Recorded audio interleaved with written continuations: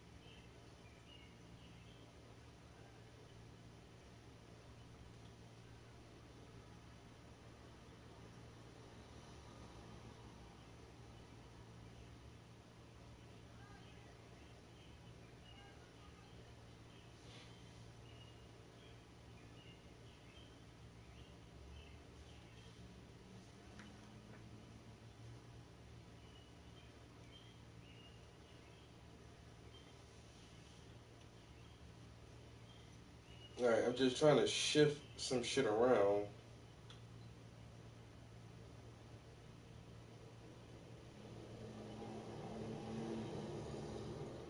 I forgot I had some Coinbase stock. So a lot of people use Coinbase to trade cryptocurrency. So instead of buying crypto, I just bought some of the company that trades the crypto.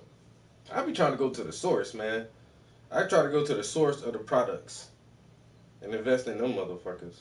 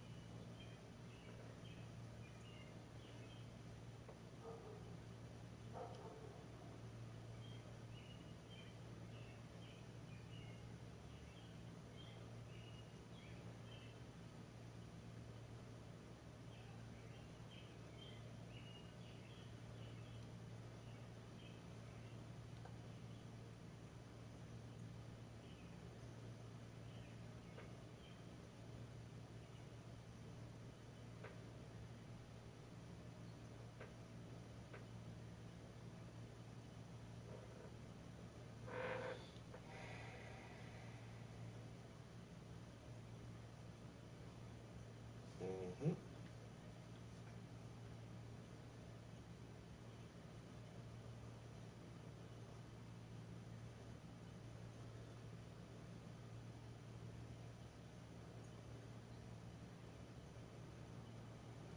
Yes, sir. My portfolio is up 37%. 37.47% to be precise. We on the upswing, bruh. ah, I like it.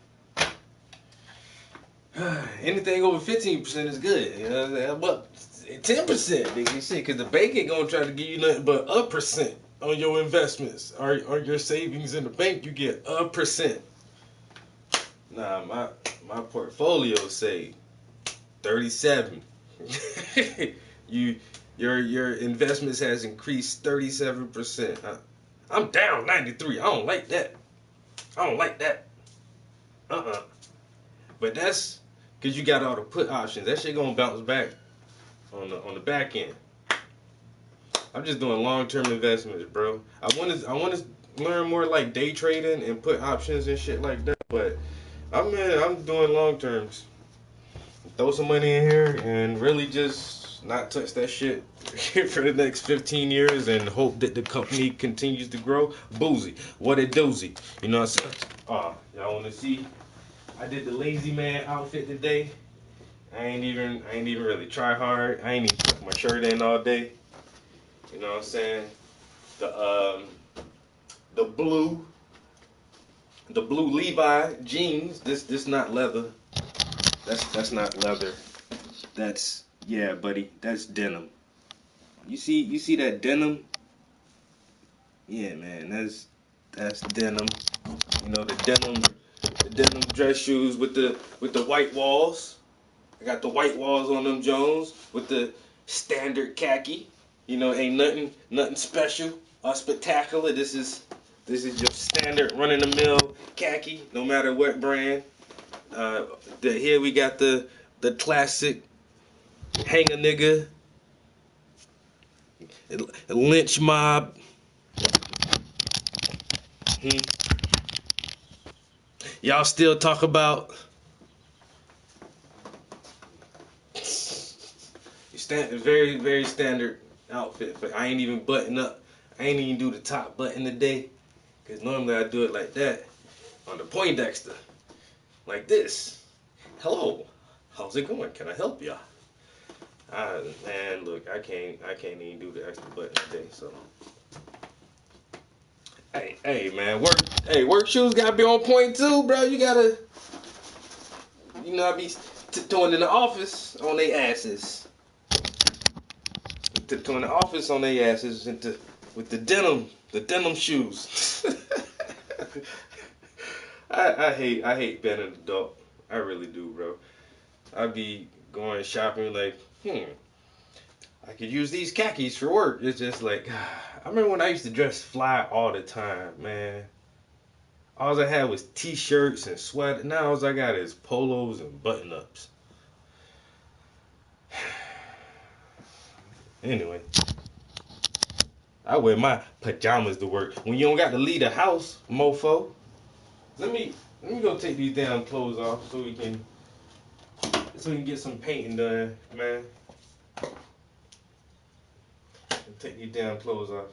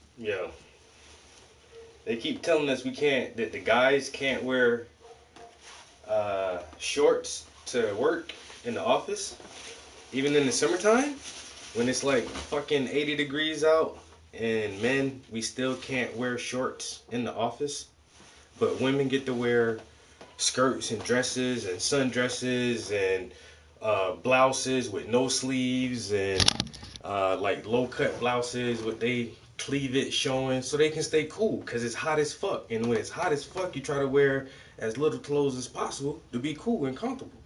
So I'm like, I've been saying this shit for years, yo. Like, how can the women wear skirts and shorts and I can't wear shorts? What's the fucking difference? I can see their calves and their shin bones. What's the difference?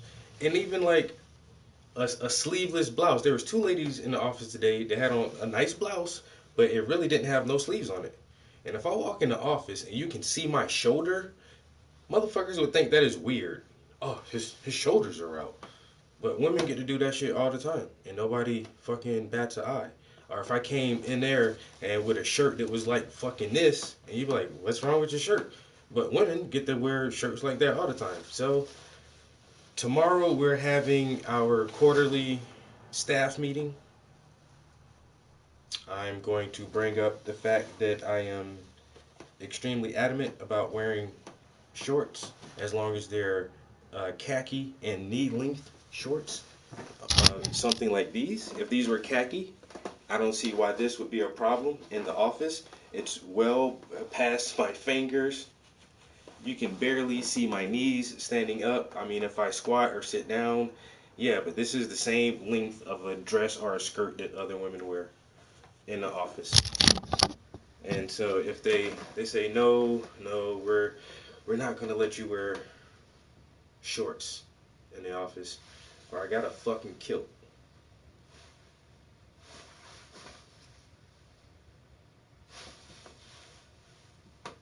I got a kilt. Wanna fuck with me? I don't gotta wear shorts. I'll just wear something similar to what women wear. So now what? Now what are you gonna say?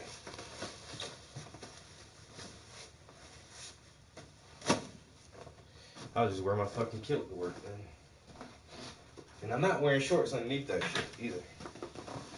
Fucking be free balling in that bitch. Just go up in there, have my kilt. Oh damn, I have my kilt sitting at my desk like this. Just sit at my desk like this with my fucking kilt on. Or I can wear shorts and sit like this and it'll be easier, right? Motherfuckers.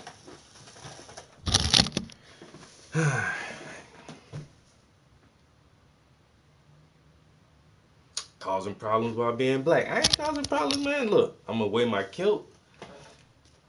Like, in our staff emails, right beside my name, I'm gonna just put my pronouns, them, they, and I dare a motherfucker to say anything. Don't say nothing about it. I'm them, they now. And it's not a skirt. I'm not dressing like a woman. This is men's attire. This is traditional Celtic and Scottish attire. It's a kilt. I'm transracial. I identify as a 35-year-old Scottish man. And you can't deny me or my heritage.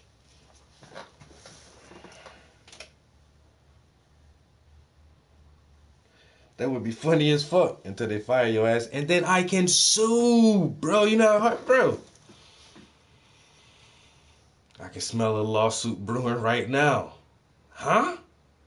What? Fire me for wearing a kilt? Oh, boy. Boy, there would be so many lawyers like banging on my door. Banging on my door. Oh, please let me take this. Oh, please let me get this case. Begging me. Motherfuckers will beg me to take this case. Yo, I got fired because I wore a kilt to work. You wore a kilt? Yeah, well, our dress code states that we can't wear shorts, even if they're khaki office attire shorts. So I wore a kilt to work because it was hot. It was 97 degrees that day, and it was sweltering hot. And every woman in the office had on a dress, a skirt, a thin blouse with their shoulders and cleavage out. So I just wore a kilt to work, and they fired me for. Oh my God, that's discrimination. Is that in the dress code, specifically in the dress code anywhere? Like, nah, that's not in the dress code that I can't wear a kilt. We got him.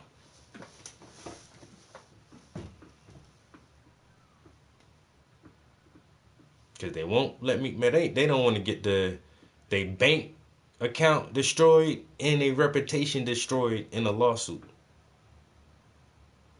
And I actually love my job. I say that shit all the time, bro. I like my job. I really do, but fair is fair.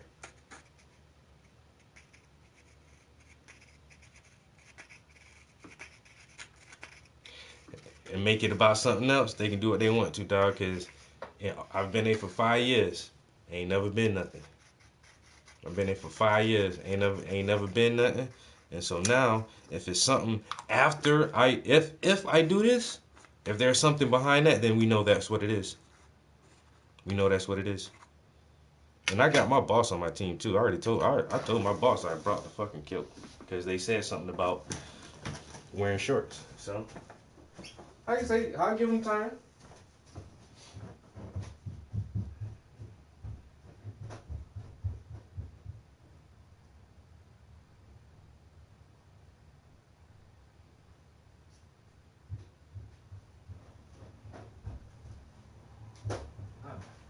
I don't feel like like I say, tomorrow is our quarterly staff meeting. So if it's addressed in our staff meeting tomorrow, because the other guy who has an issue with it, he went to HR. He spoke with HR today because somebody snitched him out to HR talking about he wore shorts. But once again, there is a stipulation where we can wear shorts on the days that we do our after school program, because a lot of the time we're outside running around with the kids. And if it's once again 75, 80 degrees and you're outside running around with 10 third graders, it's easier to have shorts on and to be comfortable so you don't have fucking swamp butt and sweaty ass fucking nuts. And so last week, on the last day of our programming, the other guy wore shorts for the first time ever. And I've already been telling him, you can just wear shorts. You can just wear shorts. What he said was, I gained a little bit of weight, and the shorts I have, a lot of them don't fit. I might go shopping soon and get me some new shorts. And then last week, he finally got some shorts, and he wore shorts for the first time to our after school program. And that same day that he wore shorts the first time, somebody went to HR and said, hey, he has shorts on. He's wearing shorts in the office, and I don't think that goes against dress code policy. And I'm like, what? Did you even ask him what he was doing that day? Did you even know that he was going to the after school program and that's why he was wearing shorts? And then, well, somebody said that HR said, well, if he was wearing shorts to the after school program, he could have just changed before he went up there. No, fuck that. I'm not carrying a bag of clothes with me to bring extra clothes to work. If I'm going to dress for the day, I'm dressing for the day. And so now that they've made it an issue, that's why I got the kilt. And the weird thing is, I wore shorts that day too. And they went to HR on him and not on me. They scared of the black guy. I wear shorts every time I have my after school program. In the summertime, when it's hot. Of course, nobody's going to wear shorts in the wintertime because we get cold weather, a lot of snow up here. But in the summer, when it's hot and it's nice out and I'm playing with the kids, I'm wearing shorts. And they see me and I wear shorts all day. I don't bring a change of clothes. I wear my shorts to the office. I work in the office all day in shorts, and then I go to the after school program. Nobody's ever said anything to me. But the new white guy, he wears shorts for the first time. He gets called to fucking HR, and that pissed him off. And I told him, bro, this has been pissing me off for a while too, so that's why I really fucking put it in that at least for Skyview, you're going to give me some kind of wiggle room, some leeway somewhere to wear fucking shorts in the summertime. So I was like, at least I got that cleared and okayed. And now they're trying to say, oh, well, you got to change and this and that. And then Skyview's over. Like, that was the end of our programming last week for the next couple of weeks until we start up our summer program.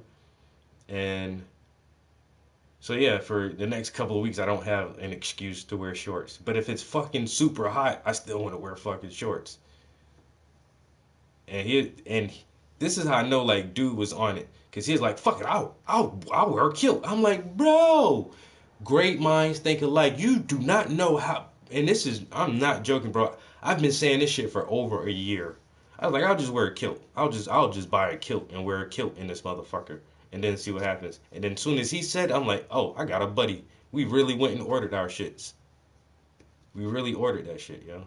Don't, hey, this guy, they done fuck with the wrong person, yo. Cause he is on it.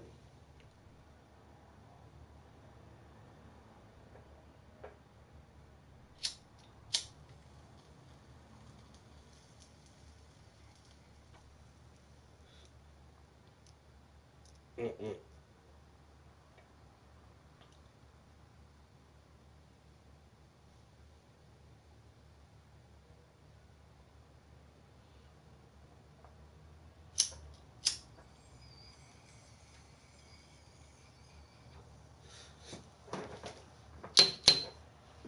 Amazon.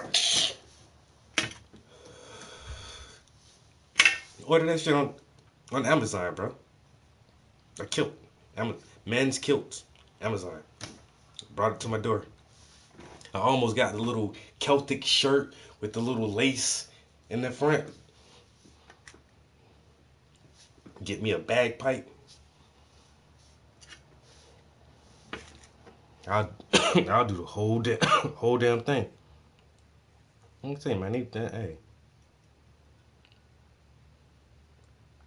and see, I'm happy that I got someone else to kind of stand up to that shit with me, and the fact that he's a white guy, I'm a black guy. It ain't about race, so you're gonna have to treat everybody fair now, motherfucker.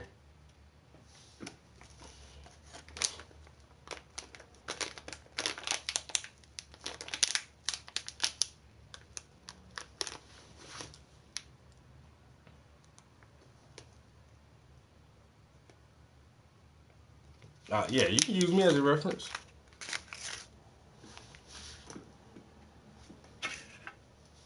Yeah, I only been knowing you for goddamn 20 years.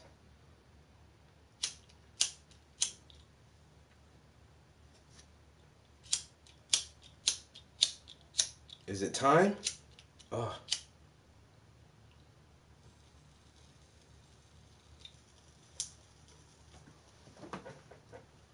it's time. That bitch.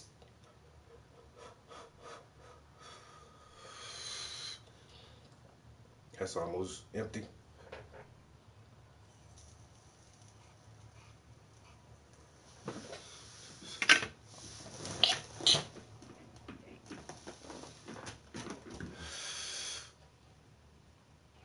Shit.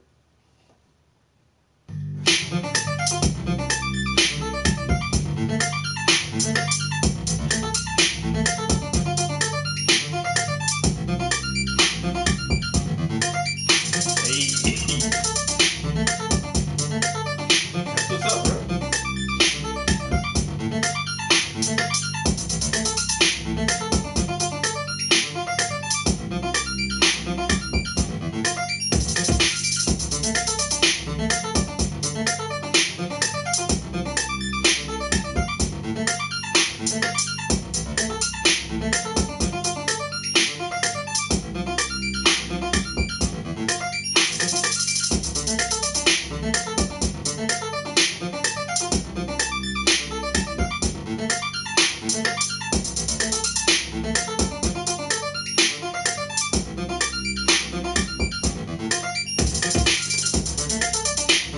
Boy, I'm watching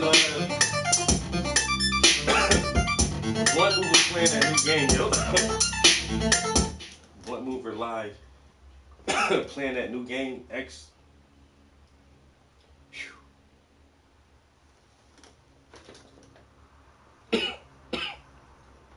Residual costs.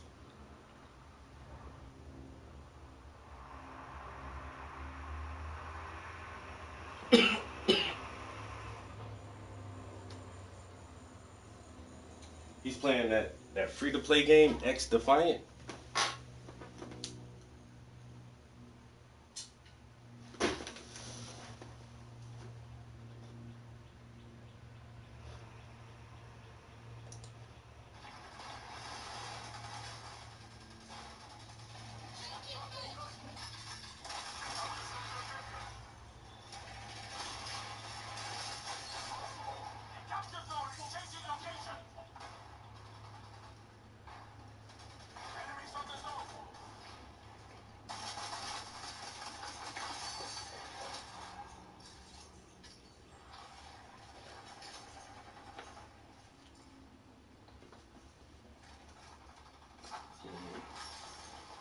I don't know, man. It's hard for me to.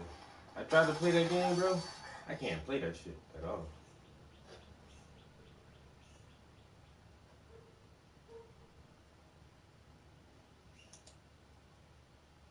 At Purdue Global, access a network of more than 600,000 influential alumni and make your comeback with new industry connections. Achieve more with a name that opens doors. Apply now at Purdue Global. Something. It definitely has a little room to grow. Like I say, I like everything about it except the aiming. You can't change the speed. I feel like I've played so many hours of Call of Duty. I have to like be able to move at a certain speed. Yeah, it definitely has room to grow, but that's the thing. Give me control over the options of my aiming.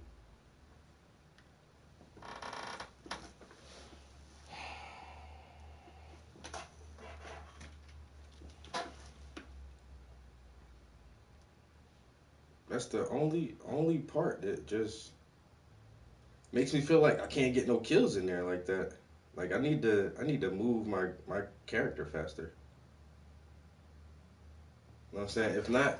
If not like the sprint is just to pull up the fucking aim and shoot. Everybody else, like I said, hey, everything has a learning curve. And they some people in there, bro, this motherfucker's in there getting 37 kills, 42 kills. Man, I was getting 4 kills in the whole match. And then it's crazy because, yeah, I gotta get back on Helldivers too, bro. Oh, you got updates? I ain't played since some updates neither then. Yeah, the sensitivity in the aiming, like how fast you can move it. Yo, what's good, yo? How fast you can move, like side to side, like horizontal. I don't think you can change that, or can you? Because I looked in the options and it wasn't there. How you doing this afternoon? We just got up in the studio and we're about to get some painting done. I was thinking that I had to clean my palette, but the colors that I need are basically the same. So I think I'm just gonna add a little bit to the palette that's already on there, and we're gonna try to do the final detail layer on the skin. Yo, what's good? Good afternoon. How you doing? Everybody, welcome to the stream. We got the Instagram live going right now, as well as the YouTube live going right now. The homies is in here. You know what I'm saying? I get the schmutz off the lens. Got a little schmutz on there. But we chilling, big bong style, weed tray style. You know what I'm saying? That's how we chill in the studio. Hey, what's good? How you doing? Good afternoon. We just relaxing right now for a minute. I'm trying to decompress from the day. My day wasn't a terrible day. Pretty standard. I didn't have any client scheduled for the day, so I did a lot of data entry since our after school program is over for the year. So all of the attendance sheets and the project list and the descriptions and the volunteer names and all of that. So I just put all of that information in a spreadsheet, and that was like 20 weeks worth of stuff that every time I put like some papers in that folder, I would say to myself, I should just go ahead and get this spreadsheet started now and just add to it as we go, but I never did that shit. So it didn't take that long. It took like an hour or so to just put all that in there.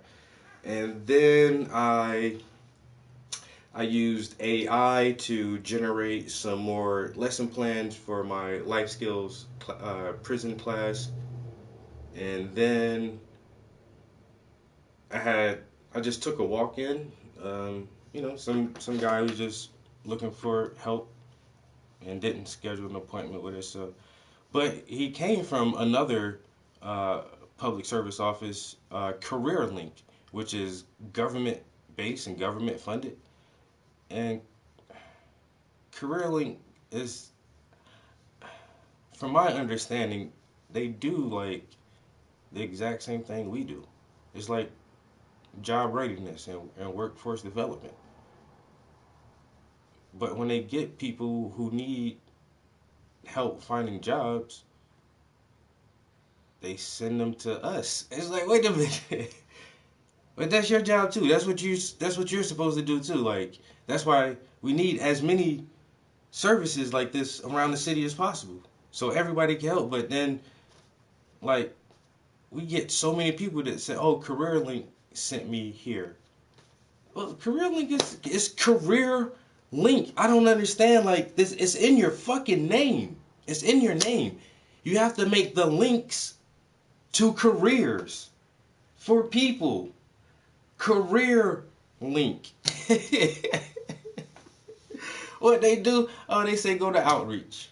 Here, Go to them; they'll help you. That's how they put on their numbers. How many people did you help with job readiness? And they can say everybody. Well, what did you do? We sent them to outreach. That's how we help people find jobs. We send them there, and then they do it. But then you still get all the government funding to run your facility and pay all your employees and salaries and pensions and vacations and all that shit. And you guys don't do shit. I think I keep saying it. One day I'm gonna just go to CareerLink myself and ask for services and see what they do and see if they say, "Oh, here, take this paper and go over to outreach." I'm just going there and be like, "Yeah, I don't have a job. Um, I got a felony on my record, and I'm in desperate need of work because I'm about to lose my apartment," and just see what kind of help, and just see what will they say. What kind of advice will they give me? What kind of help? What kind of services will they provide me with? Or will they just shuffle me off and tell me to go to another fucking agency? I'm ranting now, but yeah, other than that, and the dude was a cool guy, you know what I'm saying? And he is on probation, but he only has a few more months of probation, and then after that, he's clean and free. He does have a license. He does have a vehicle. He has a bunch of. He says he has tools for any kind of trade. He can do everything from landscaping to masonry, and it's like he just needs help finding somewhere. And so we sat down and help him update his resume with some of the newer projects he's been working on, and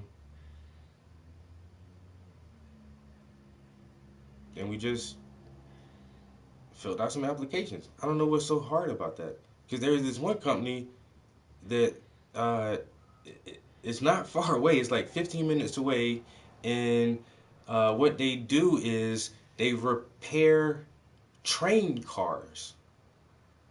So if the hinges or whatever slide mechanism on a train, like a whatever hauler train or whatever, you do a little bit of welding or uh, service work or paint or touch up to logos or emblems, and you just repair train cars. But they're starting out at like 23 fucking dollars an hour to start. That's no experience. And then if you have like welding experience or heavy machinery experience or forklift experience, or if you've ever worked in the train industry before in any capacity, like, you're gonna get a bump up from there. And this dude didn't know about that place at all, but he's done so much kind of work. He's like, "I know how to weld." I'm like, "Bro, you're in there. You're in." He's like, "I'm not certified. I don't have a welding certificate. I'm not a certified welder, but I know how to weld." I was like, "Bro, more than likely, if you got to sell yourself in the interview, so your resume looks good. It's short, it's neat, it's to the point.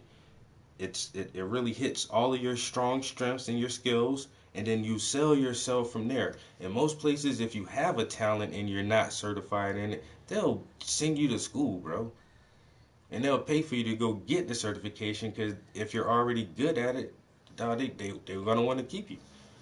So we applied for that, and then once again, he has a license, and he has like all these different kind of work experiences. So there is another job that he didn't even think about, is uh, driving trucks for uh, the recycling company. He doesn't have a CDL, but I don't think you need a CDL to drive those trucks. And they're starting at like fucking 20 something, 26, $27 an hour. So we went through that, and uh, I gave him two other places where he can go to in person. And I gave him another website to look into, because he has a little bit of student loan, and he was trying to figure out like some debt forgiveness, and I was like, I don't know about nothing about student loans or debt forgiveness or no shit like that. So yo, Miss K was good. How's it going? And then goddamn, so I gave him that information, and dude was just, I don't know, people.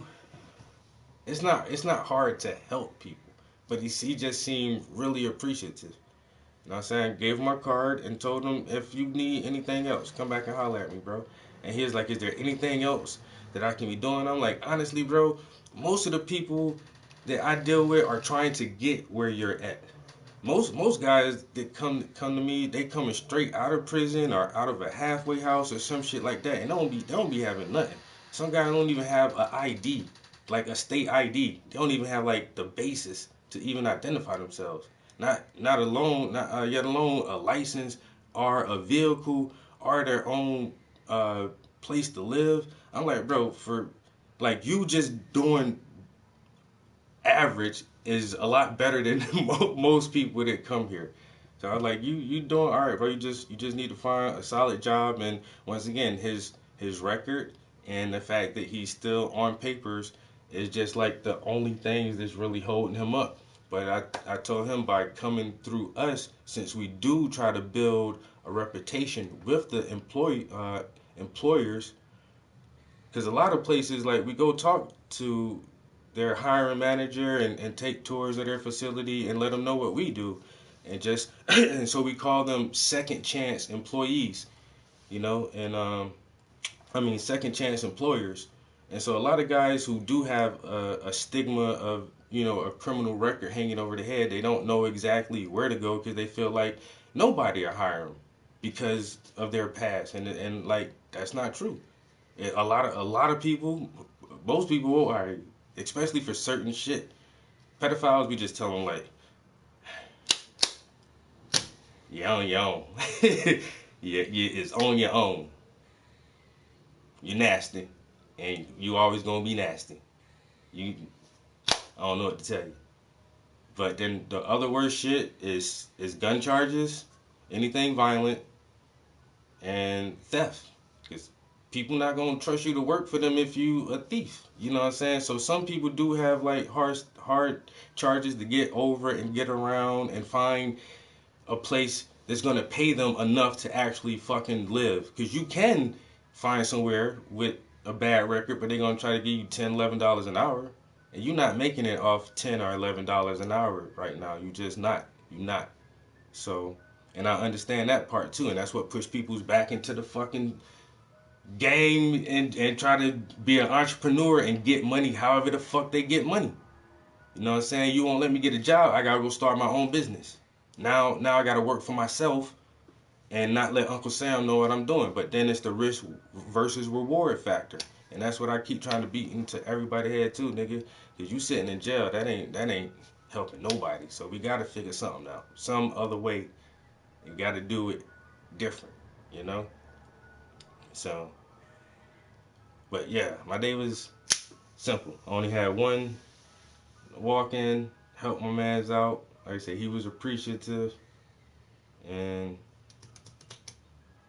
yeah, I rolled out the rest of the day. I ain't gonna lie, I was on mid journey for a little while, trying to prompt me some images. I still can't get like exactly what I'm looking for out of mid journey. Not in this new set of prompts. The other stuff that I try to get, it come out good, but this next image I'm trying to get this motherfucker to make, it just won't do it. We'll see. I'll try to hack that shit a couple more times and see how it works. So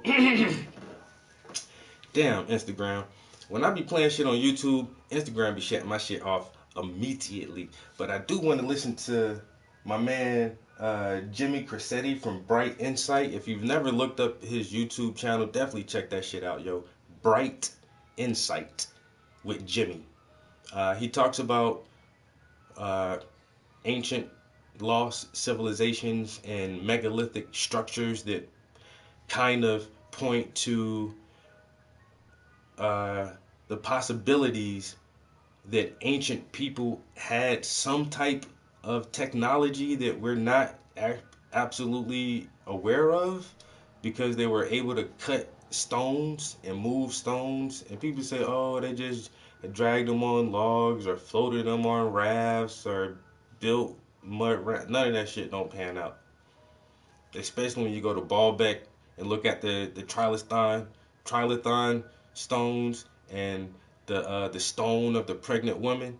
If you look at the stone of the pregnant woman, bitch, you not pulling that on no logs in an area that don't even got no fucking trees. You not floating that bitch on no goddamn raft. You not.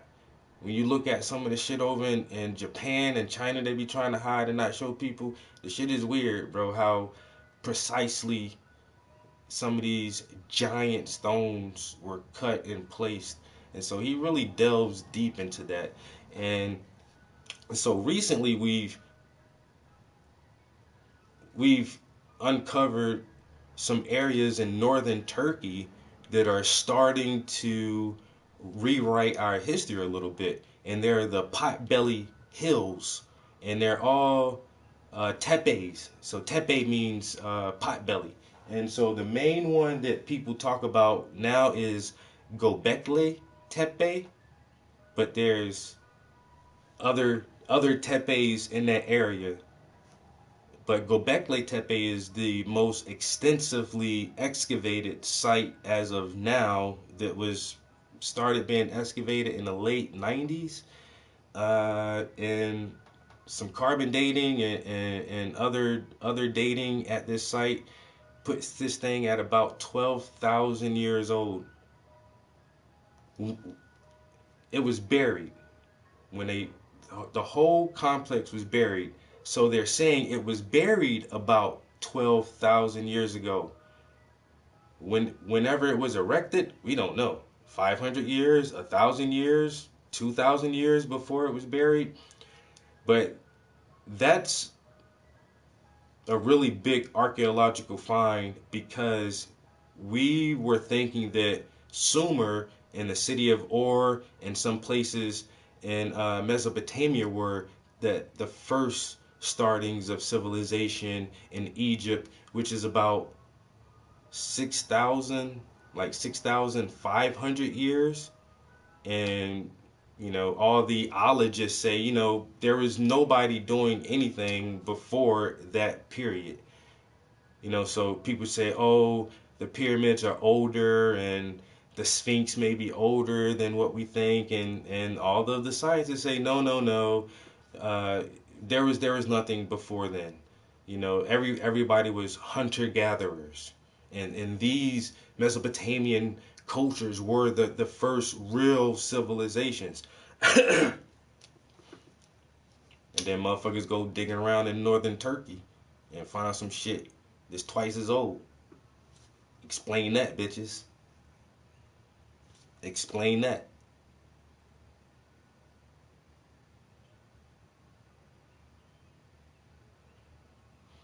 So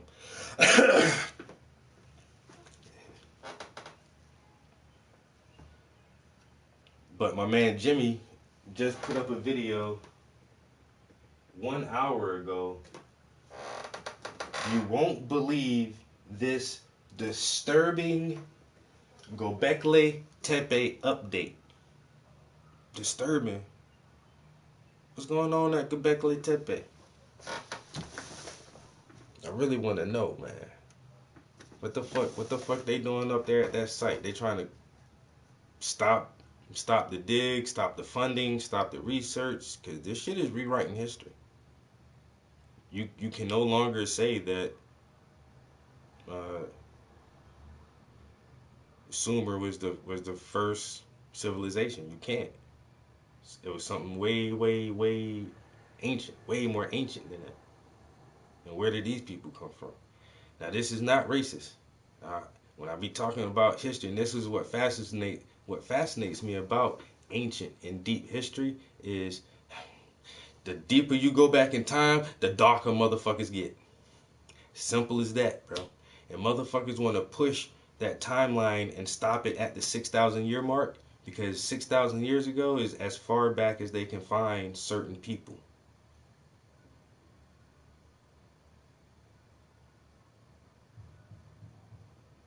You don't see certain people further back in time than 6,000 years, 7,000 years.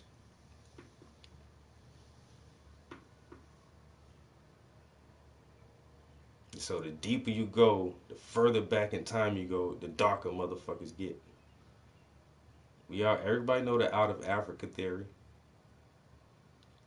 And so finding these ancient structures, no matter where the fuck they're at, even in northern Turkey. You look at people in Turkey now, they're not white. But anyway, they was probably way darker than that. Whoever built all this shit. That shit is uncomfortable for some people, yo. I don't know why.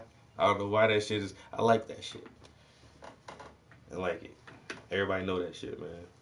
Whole lot of knowledge, bro. I'm telling you now. The deeper you go back in time, the further you go back, thousands and thousands and thousands and thousands of years, the darker and darker people are, man.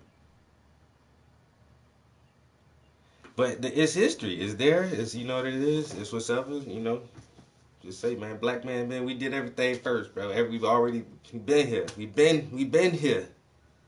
Everything we did. This is old. This is old to us. This ain't our first lap. This ain't our second lap. Then we don't even know. We done did so many laps. We done lost count, my guy. We been lost count. How many laps around this bitch? Build it, destroy, build, destroy, build, destroy. And now we back again. What's good? What's up?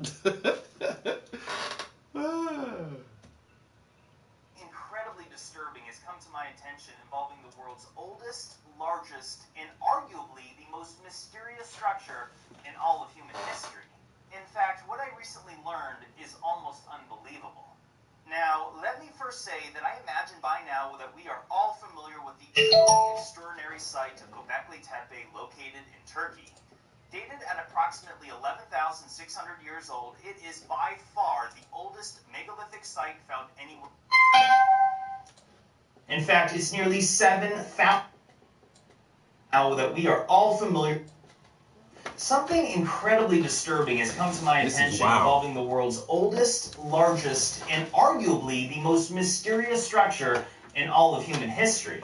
In fact, what I recently learned is almost unbelievable. Y'all ain't never seen. Now, let me first say that I imagine by now that we are all familiar with the truly extraordinary site of Göbekli Tepe located in Turkey. Dated at approximately 11,600 years old, it is by far the oldest megalithic site found anywhere on Earth. In fact, it's nearly 7,000 years older than the already mysterious site of Stonehenge. And motherfuckers look at Stonehenge like, it's old. It's so mysterious.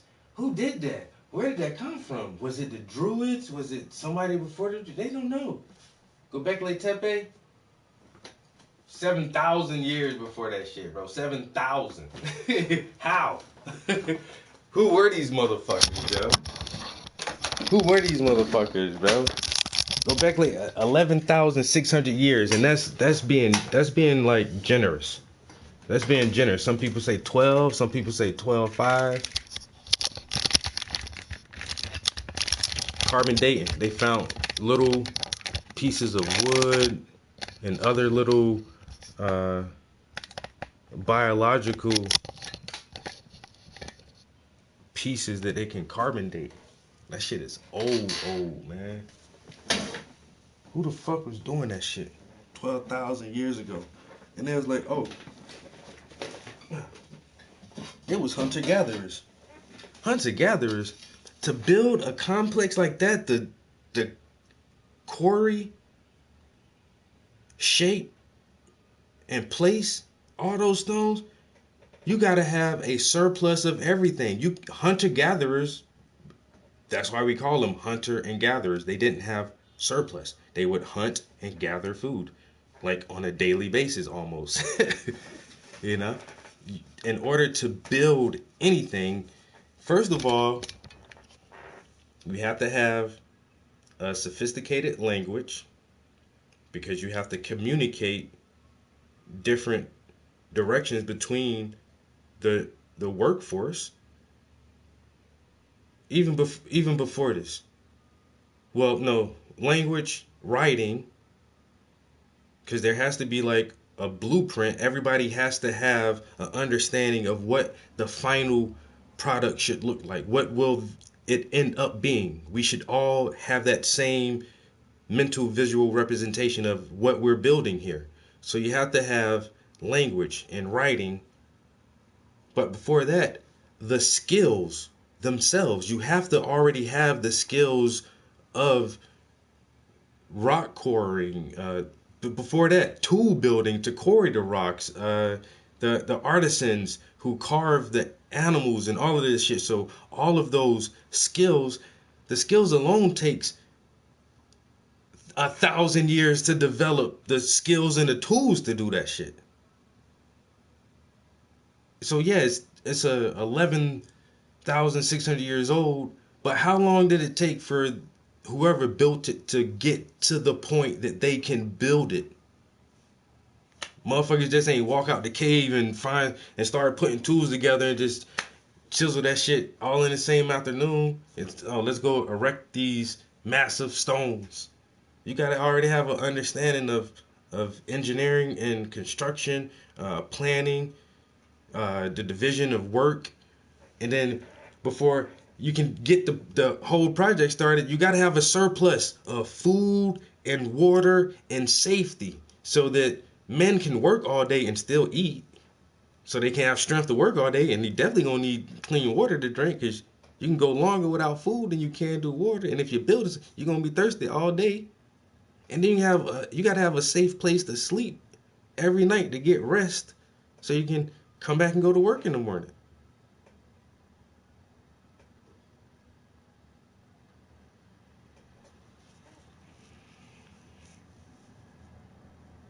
Whatever civilization did that shit, yo, that motherfucker's 20,000 years old.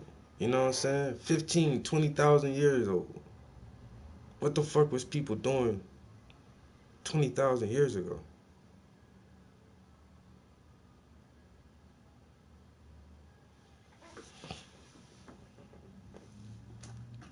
Let me see what colors I need to add. So what we're gonna do is, we're gonna work on the skin.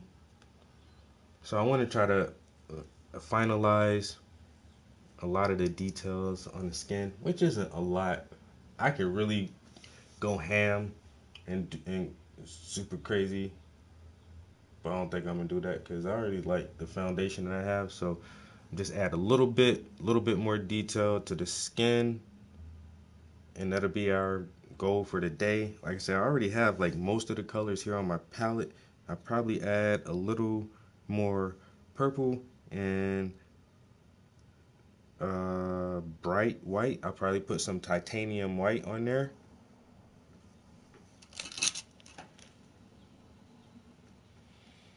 So the last thing we worked on, we put a first layer of detail on the chocolate sauce, and so that's mostly done. Like I say, we'll try to add the final detail. Like I just want to add like some of these little bright white highlights here and there, and maybe tone it a little different in some areas if I can. Maybe light glazes here and there. We'll see how intensive I get with that shit. But we're gonna do finalize skin tone. Then we're gonna finalize bananas, and then we're gonna finalize the chocolate, and then this piece will be done. And like I say, I don't want to work on the skin too much, just enough, you know. But the entire skin tone probably will get a second layer. I mean, one more detail layer. And then, let's say skin. And then we'll finalize the bananas. And then we'll finalize the chocolate sauce. And then this would be a wrap.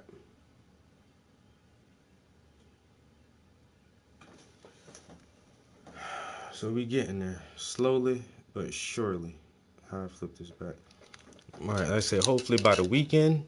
By the end of the weekend, I'll be wrapping it up, and by next weekend, I should definitely be on a new painting, unless something comes up. Cause hey, life be lifing sometimes, so I'll be making plans. But you know, that sometimes you gotta, cause that shit be coming at you, bro. So make plans, and what they say, expect the best, but prepare for the worst. So we planning on hopefully by next weekend starting a new piece. If I can work a couple hours all week and put some good hours in this weekend, like yeah, by next weekend, I don't see why this won't be all the way buttoned up, looking like. My shit be like.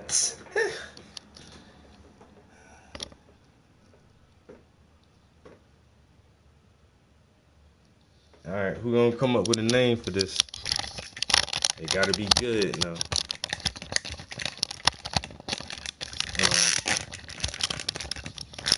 Cause I didn't come up with the names for my last two toe paintings.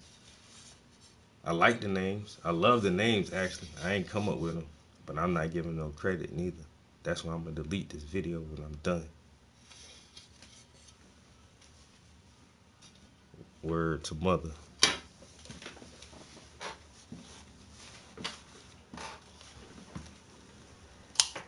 I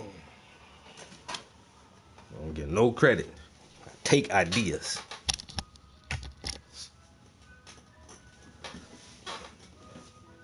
Not the ice. It's cold outside. Well, not cold, but I don't know. It don't feel like the ice cream afternoon to me. Did I even add anything? I didn't. What I said I was gonna put on here? Well, I got purple in there, and I got that. I might just add just some white, cause I know I'm gonna need that at least. Yo, B form.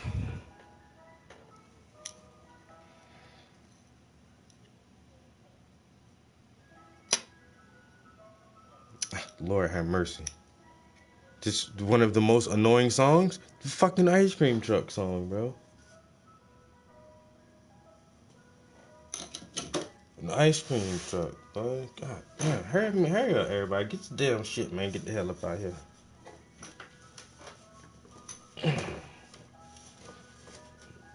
Sam, it's good. I think I'm gonna drop that down a little bit. Scoop this over a little bit. Put this up a little bit. Watch that shit a little bit. Oh my God, Mr. Ice Cream Man, can you please? Yeah. Not only that, Göbekli Tepe is a whopping 50 times larger than Stonehenge itself, as it covers an area of approximately 22 acres. In fact, to put its size into perspective, that's equivalent to 90 football fields combined.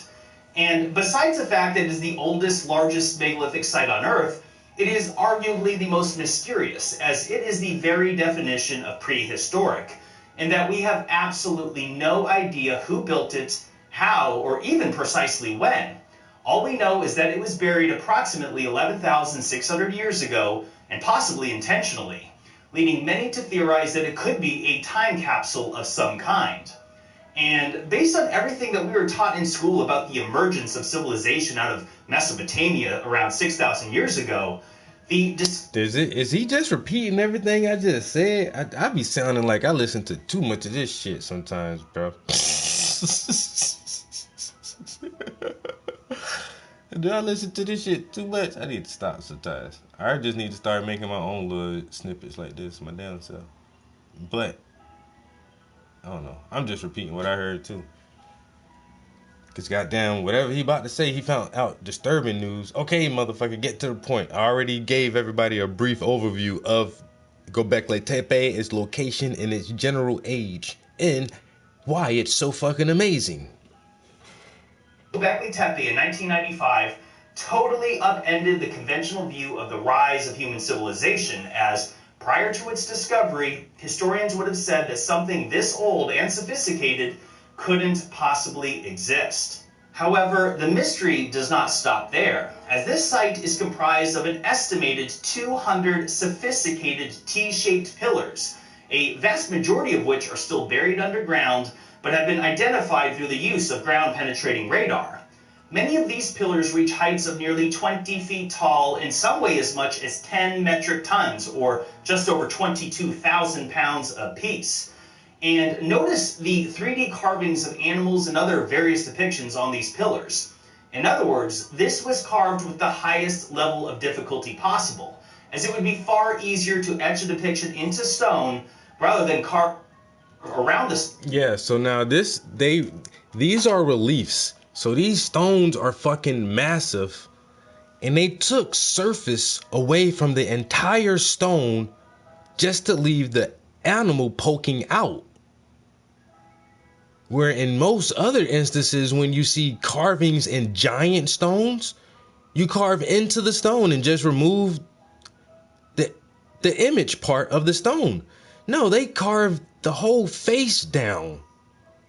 Who did this? How do you make a relief on a stone so big? Why? Why would you do that? Why? I gotta show YouTube. YouTube, y'all be seeing this shit too.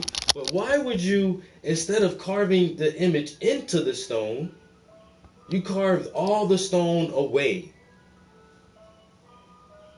These shits are 20 feet tall. Who's shaving off goddamn 5 inches of the surface of a 20-foot tall stone? It's just like, why? It just seems hard and asinine and backwards. But for them, this is the thing. For them, it wasn't. They did it. So it must have not been hard for them. That's the thing. Like, how did you do that? Like, why? And then the answer why is because they could. I get that part. They did it because they could do it. That's why the pyramids are so fucking big. Why did they build a pyramid so big? Because they could. We just can't figure out the how part. But we got fucking, I'm on live stream right now, using satellites to share my image, my voice, and everything almost in real time all the way across the world. This seems like high technology. But we still can't figure out how these ancient people like stack blocks on top of each other. It pisses me off so bad. My education has failed me. Bitch, so y'all really figure out how the pyramids was built? I think education is bonk. We don't know. We don't know what we don't know. And then, like I said too, the stone of the pregnant woman. Let me see real quick.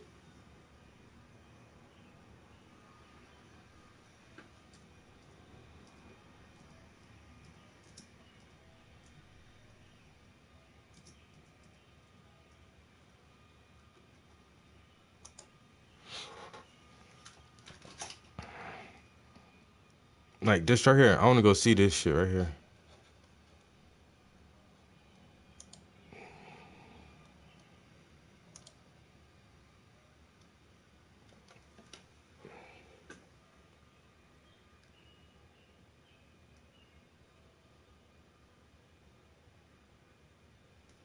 Who would need a stone this big?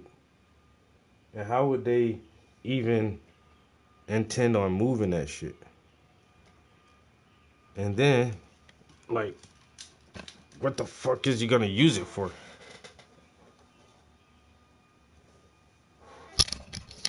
They didn't float. They didn't float anything, bro. You're not floating shit like this, my guy. You're not on some reed river rafts. You're not doing it, dude. Stop playing. You see the trees in this area? Where they're not, this area isn't known for massive oak or pine or some shit like that. Oh, they use rolling logs. No, they didn't. How are they gonna move that? How would somebody move this? Those are people. Those are people.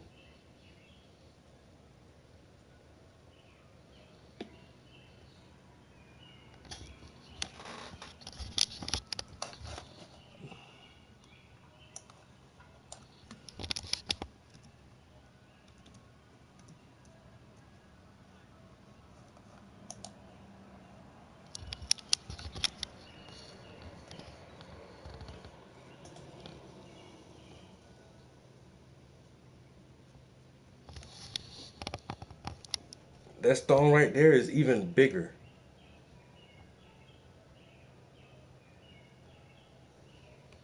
And it's up 3 layers. So this is a layer, then this is a layer, and then this is up there. Who the fuck did that?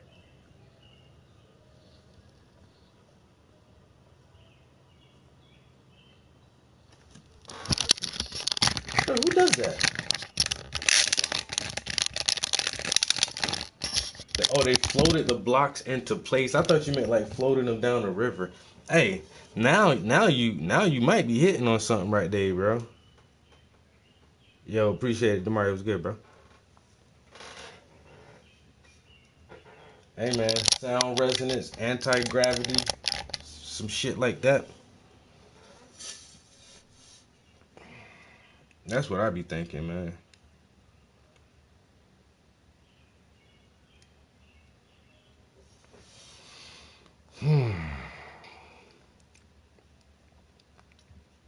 I think these motherfuckers understood sound better than we do, and they just figured out some way to use sound to make shit levitate.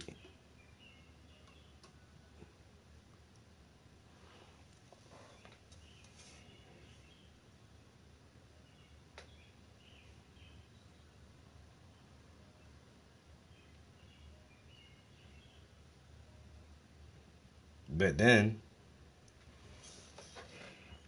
even if they floated them motherfuckers into place, how do they cut it? How do they shape it?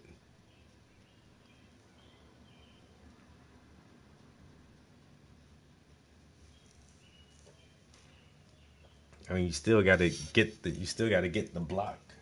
You still gotta get the block before you move the block.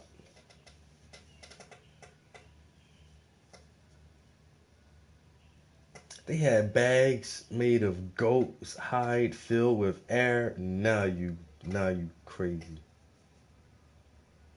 I've seen the research. Now you crazy.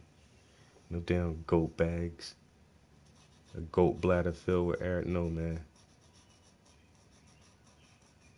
I think they had something like all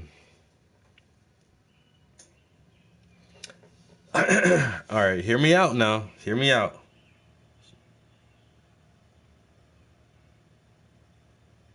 I think they had something like giant tuning forks.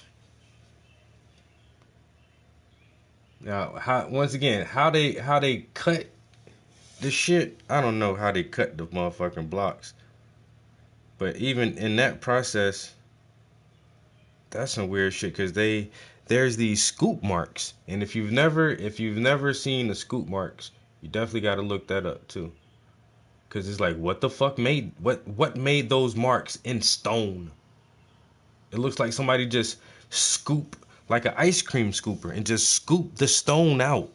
How do you make that kind of mark in stone? It seems so weird. They knew something we don't, or understood something about the physical properties of nature that we just don't understand. And I really think they use frequency or harmonic resonance to make shit levitate.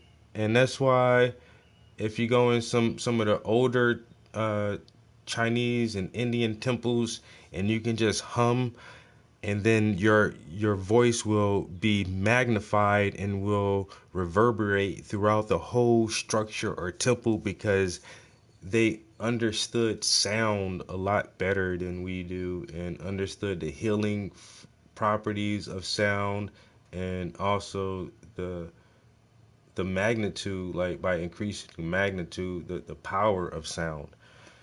And so if you've ever seen where they put sand or something onto one of those metal plates and turn on the tuner to certain frequencies, how each frequency will produce a certain pattern every fucking time. The same pattern. You just have to find the right frequency, and you will get the same pattern. It doesn't matter. And so if they were able to understand how to create the opposite vibrational signature from whatever quartz or granite or whatever they were building with, and maybe had some type of tuning fork device that they could just tap, and if you were able to hold that close to an object, it would render the object weightless. Don't steal my theories and my hypotheses, people. I ain't never heard nobody say tuning fork to build the pyramids before. You know? But what we do know is there is no hieroglyph or anything that shows the actual construction of the pyramids, which you think would be there. You think that, you know, they were so proficient in their writing and record keeping that that's something that they would have done, is to at least have records of how they built this magnificent structure. But they don't. And so that puts people to believe that even the dynastic Egyptians found the Giza Plateau and claimed it as their own, and tried to rebuild parts of it and build new structures that imitated the structures that were already on site. But the original structures that were there, they did not build those shits. So you can look at all the kings, all the pharaohs and queens, and that they didn't Khufu and Khafre and Tutankhamun. Them motherfuckers didn't build those pyramids, yo. They found them shits. That culture found those buildings. And even then they were already old and not being used for their original purpose, which some people think is they were like power plants.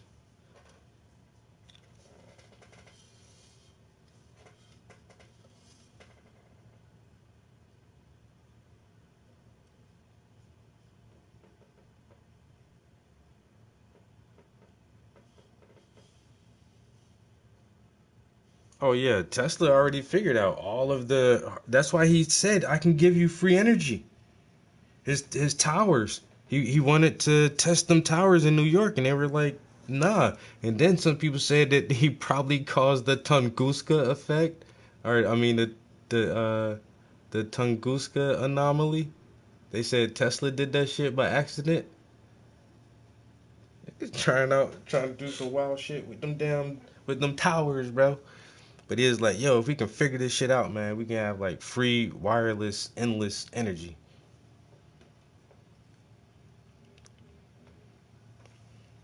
A 3D object. Make no mistake, this is not some primitive attempt by cavemen to play with rocks, and it could not be more clear that vast planning, logistics, and high levels of ingenuity went into creating this enormous project. Exactly. Again, the largest of its kind on Earth. So, again, who created this, how, and just as importantly, why? What adolescent prehistoric civilization could possibly have achieved this, and what would motivate them to do so? And this also begs the question as to how they transported hundreds of these pillars, which again, weigh as much as 22,000 pounds or 10,000 kilograms. which only becomes more curious when you consider that this site was created well over 5,000 years before the known invention of the wheel. Think about that. Now, here are a few more details that you should know about this site, which will become very important for what I'm going to drop on you later in this video. The unbelievable part that will startle any enthusiast of ancient history. No. As I mentioned, ground-penetrating radar has potentially identified an estimated 200 of these pillars, and only 72 have been unearthed in the 29 years since the excavation began in 1995. And this site is comprised of 20 known circular sections or enclosures that have up to 12 pillars each, and only 6 of these 20 enclosures have been excavated, however not even fully. And this does not include a series of square and rectangular compartments as well as whatever else lies beneath the ground that was not identified through ground radar, as it simply cannot see everything the deeper you scan. And this is just what we see at the surface, as again, the areas needing excavation covers over 22 acres. Now, I must point out something important, which is that if you followed this topic for the last several years, I have. You would have likely have heard Graham Hancock and others repeatedly mention. I have been following this shit for several years. They all over, underwater, under ice. You already know, bro. That's why they don't want nobody to go to Antarctica. I think that's the biggest find, bro. I think they know for a fact that there is a whole entire civilization under that ice on Antarctica, bro. Some pre-Diluvian culture that, so some people say through cataclysmic events and also the natural precession of the planet, and also the natural movement of tectonic and continental drift. They say that Antarctica was way closer to the equator at one time.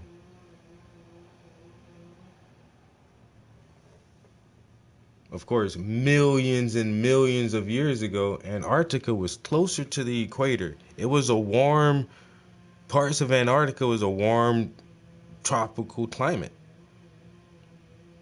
And I can imagine that the climate would have been very hospitable.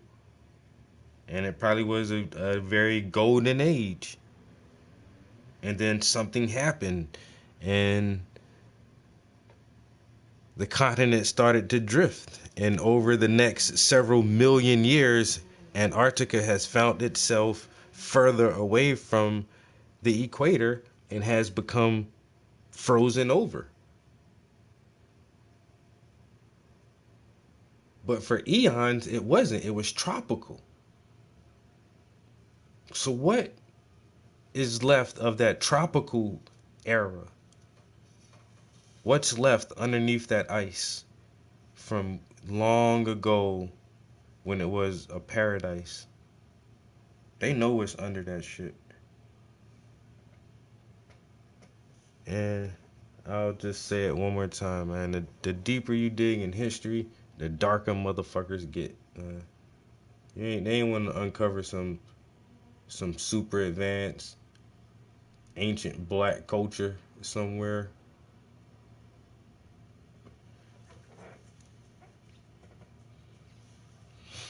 It'd be devastating. 5% of Göbekli Tepe has been excavated, again as confirmed through ground-penetrating radar. In fact, that 5% figure was first reported in 2008, which was 14 years after excavations had first started. And by the way, we must all give credit to Graham Hancock, who brought this ancient site to international attention in his best-selling books, as well as his appearances on Joe Rogan's podcast. In fact, I'm sure many of you will remember this epic debate Graham Hancock had against skeptic Michael Shermer on the Joe Rogan Experience podcast number 961, which went viral and brought many more eyes and enthusiasts to the topic of Göbekli Tepe and lost ancient civilizations as a whole. But here's the thing.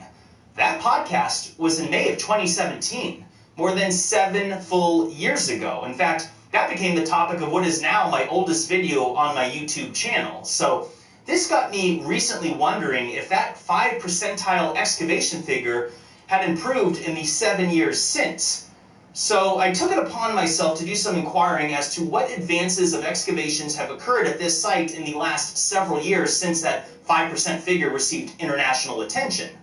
And I was stunned to learn that it had not changed at all in the years between 2017 and 2021, as reported by the WorldHeritageFund.org.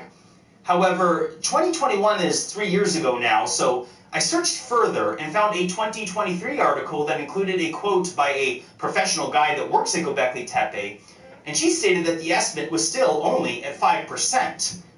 How is it possible that no measurable advances to this dig have been made? I mean, excavations began 29 years ago, nearly a third of a century. So why are we still at 5%, and what is the holdup? And this is where things start to get bizarre. About Mind Bloom, I was curious if psychedelic therapy could actually help with those symptoms, with that depression and anxiety. Bizarre. While doing my investigations into this matter, author Hugh Newman, who recently visited Göbekli Tepe and corroborated the same thing involving that 5% figure, well, he also said something that stood out to me, where he stated that in the context of future large-scale excavations at Göbekli Tepe, the consensus was that that site might be left for, and I quote, future generations, as there would be more focus placed on excavations at the neighboring site of Karen Tepe, which, by the way, is an incredible site in itself. But wait a second, what do you mean Göbekli Tepe will be left for future generations? That statement took me aback, so I took it upon myself to look into his claims on the matter and was blown away at what I found. The powers that be have chosen to pass on the full excavations to future generations and have chosen to focus on preserving the site and establishing tourism infrastructure there. So, upon learning that, this led me down the path of trying to figure out who exactly manages and funds the site of Göbekli Tepe, and who are the key decision makers deciding what happens at this site. Which led me to the Dogus Group, which is one of the largest private sector conglomerates in Turkey, with a portfolio of some 250 companies in 7 different industries, including tourism, which is how I came to learn that a 20-year partnership deal was established back in 2016 that enabled the Dogus Group to oversee excavations and tourism management at Göbekli Tepe. And more specifically, this partnership facilitated that the Turkish Ministry of Culture and Tourism will enable the Dogus Group to become the sole partner of this Neolithic site, which includes, and I quote, a generous donation for the ongoing excavations at this site, a sum of $15 million. So real quick, just to clarify, any talk of funding being an issue for the holdup in excavations at Göbekli Tepe is simply not true. That has nothing to do with it. The Dogus Group has no shortage of money, and to be clear, funding was never said to be an issue in slowing the excavation process at this site. So funding aside, the part that I'm going to show you now is the part that's not only disturbing, but practically unbelievable. Yet it's managed to hide in plain sight for the last few years. But real quick, let me take this moment. It's not really the news, bro. Admiral Byrd said he saw a tropical climate until that advanced civilization took control of his plane. I remember Admiral Byrd, Operation High Jump, Operation Fishbowl. This shit was back in the fucking 30s and 40s, people. Or was that the 50s? But anyway, Admiral Byrd, look him up. Yo, he already said there was extra land past the ice wall. But yeah, this guy right here, it's kind of the news. He just put this out a couple of hours ago. I always listen to his material because I only got a minute. I got 2 minutes remaining in my stream. Damn, they about to turn me off, bro.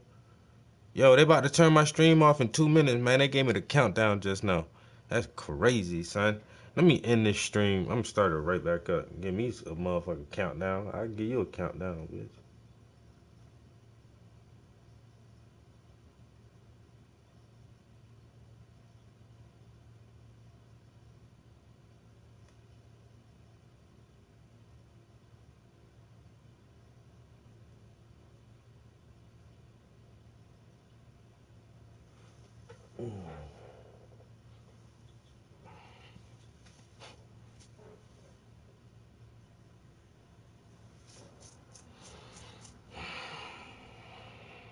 You're the sponsor of this video. We've all seen how crazy and uncertain the world has become, which is why all of us should be taking steps to be prepared. Which is why I highly recommend the purchasing of an emergency medical kit from the Wellness Company, which will allow you to preemptively obtain Hey yo, nah, it's my man's Jimmy Corsetti from Bright Insight. He was actually on Joe Rogan once, but he's ex-military. I think he was in the army.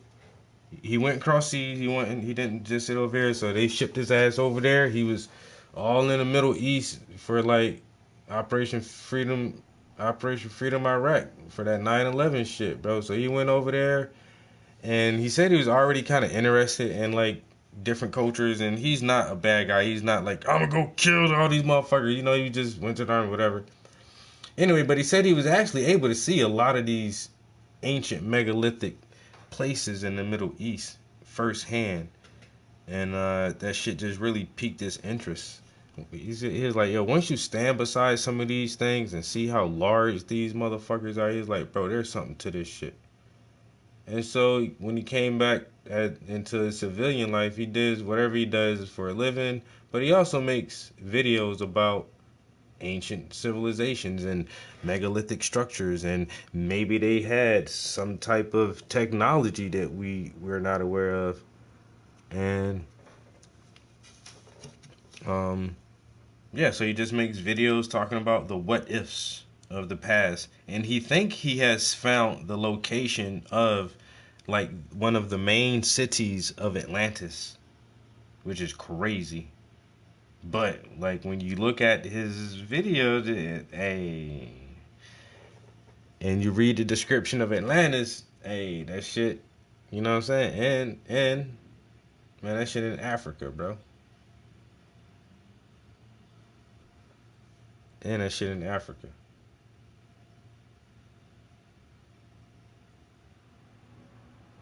It's called the Reshok structure. Some people call it the Eye of the Sahara. Nah, if you look it up, yo, look up the Eye of the Sahara or the Reshok structure. And when you look at it, it's dried up, but you can tell that it once had water there, and you can see like salt deposits around it. So it was like the ocean was right up to this area at one time, and the Great Pass, like, yo, water was all around that bitch. And it has an opening to one side and mountains to the other side. Bro, you look, yo, the shit fits the description of Atlantis. It just does. But this is what people don't understand either. Um,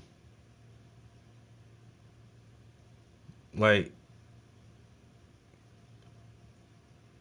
Atlantis was like the civilization. You know what I'm saying? It wasn't just one place. Atlantis was like the culture or the people, the Atlanteans. But the main city that they talk about is just one of the main cities.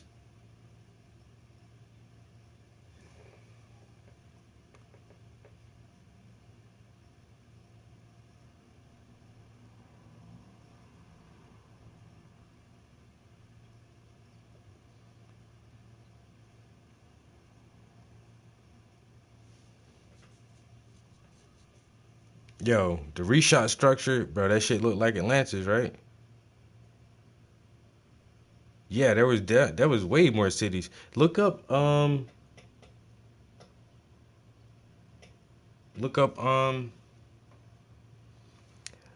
Sage Wall. The Sage Wall? Bro, that shit is here in America. Like, yo, that shit was everywhere, yo. Atlantis was everywhere.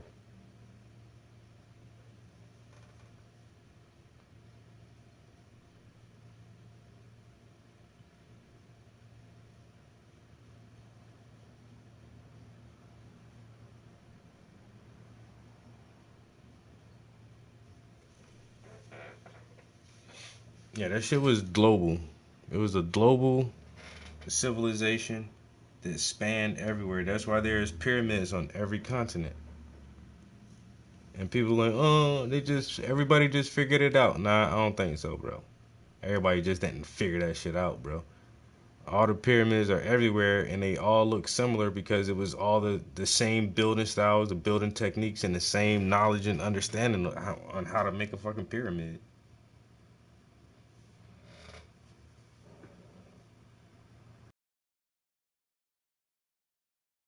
Atlantis, man, hey, bro. It was everywhere, bro. They were the shot callers, and that's why, you know what I'm saying, people just kind of think they just tore themselves apart. Or that's the they said the Atlanteans and the Lemurians went to war and then they destroyed each other. And them and Putin in China, you know what I'm saying? And them American boys, America's but once again, about to relive motherfucking history. Y'all look, man, gonna blast ourselves back to the Stone Age. And then in 10,000 years, motherfucker gonna find like the smallest little piece of a car engine somewhere, kind of fossilized, and be like, what the fuck is this? Look at this ancient technology. What was that? And a piece of a carburetor or some shit, something. And they be like, damn, that's wild. Like, yeah, because we were already here one time and then fucked everything all the way up.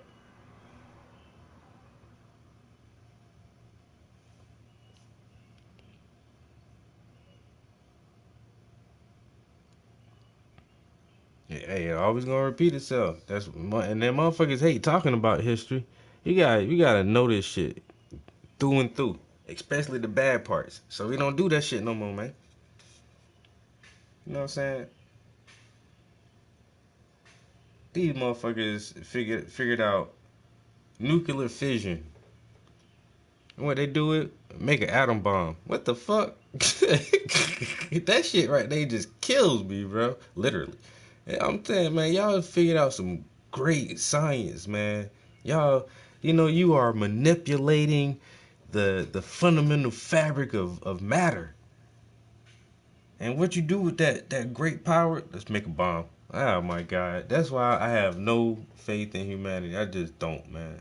Because the smart, people think gangsters and bad guys and drug dealers are going to be the end of civilization. Man, no, fuck that. It's going to be a super smart motherfucker with all kind of PhDs and degrees and physics and engineering that's gonna end this fucking world, bro.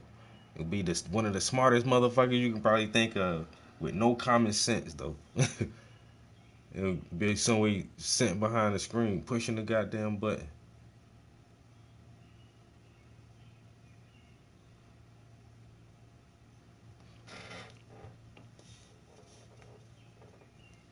Basically saying Elon Musk.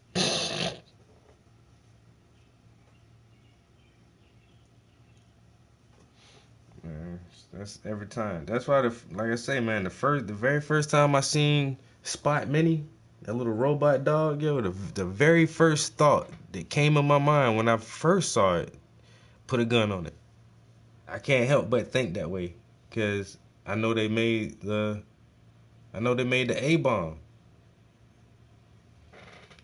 We already seen what you do when you make cool shit. You try to figure out how can you kill a motherfucker with it. The Wright brothers figured out flight. 11 years later, they using planes to bomb motherfuckers. World War I. What the hell? We just got this. It's a great technology. Put a bomb on it. Ah, my God, bro.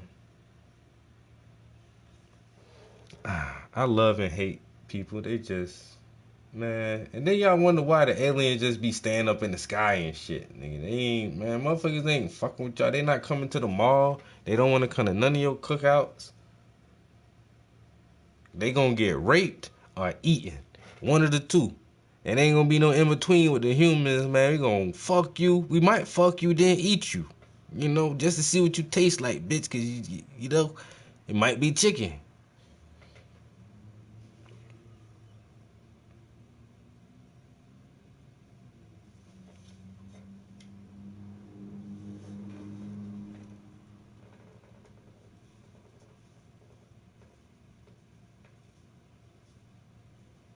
You know they gonna rape aliens, man. Don't even act surprised about that shit. If I can think of the worst dastardly thing that a million people thinking of that same shit, that's how I know the world fucked up, man. That's how I know the world fucked up. I'm gonna fuck one of them aliens. I know you is, bro. I bet you is. Raw, too.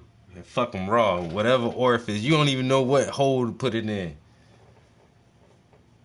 One hole got teeth in that shit, motherfucker. Watch out, dog. Shit.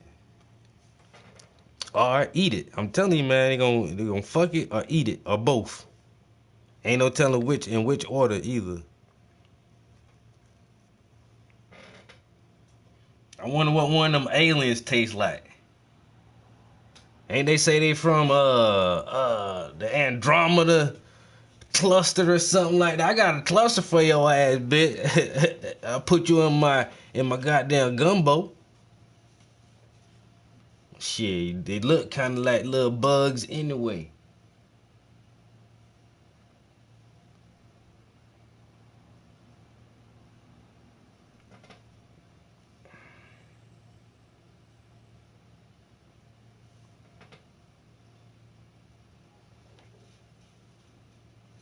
I'm telling you, man. Hey, this stream is for entertainment purposes only.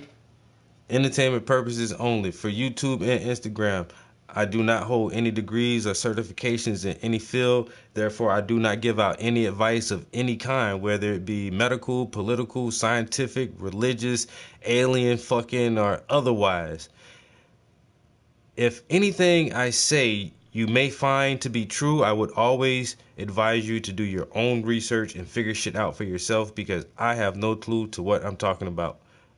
Most of the stuff I say is wrong, because I'm just doing this for fun, and this is for entertainment purposes only. But yeah, you know somebody gonna try to find an orifice on one of them aliens and put something in there.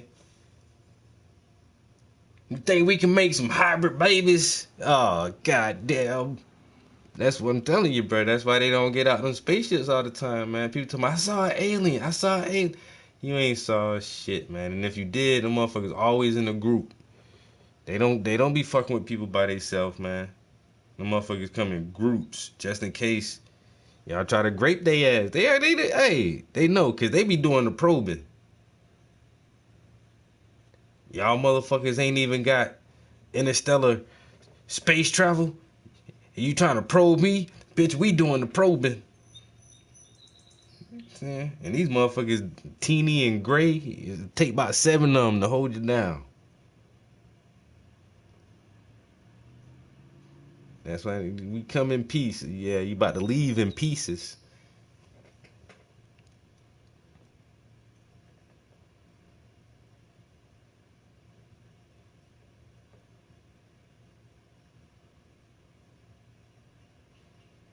Why do you use it this way?